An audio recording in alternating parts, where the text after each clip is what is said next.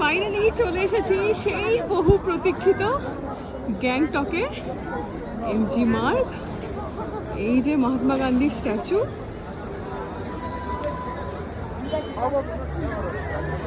এখানে সিচুয়েশন খানিকটা গ্লিনারিজার হোপের সামনের মতো, মানে এখানটা পুরো ছবি তোলার জন্য রীতিমতো ভিড় আর কি।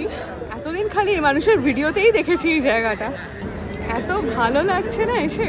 আর ঠান্ডার মধ্যে ও দারুণ। কই গো, আমি বক বক করছি দেখি পেছনে নেই। কেমন লাগছে? বাইকটা ভারী সুন্দর, মানে ওই ভিডিওর মারফতে জানি না আপনাদের অবধি কতটা পৌঁছাতে পারছি, কিন্তু এখানে এলে না আলাদাই ভালো লাগবে, খুব ভালো লাগবে।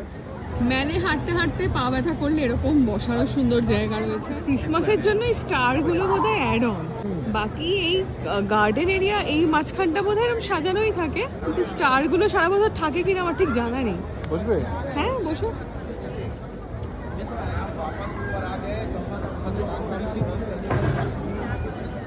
কিছু খাবে না, একদমই খিদে নেই।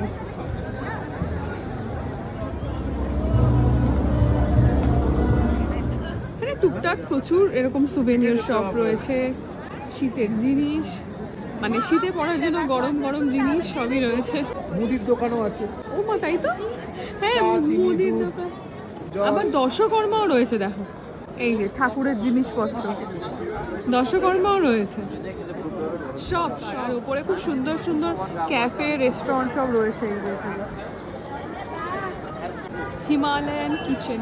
এটা দার্জিলিং এর মেলের মতোই, কিন্তু এটাও একটা ওয়াকিং স্ট্রিট। সাইকেল বাইক কিছু অ্যালাও না, তো ওই জন্য মানে কোনো ওই বেল নেই, কিছু না।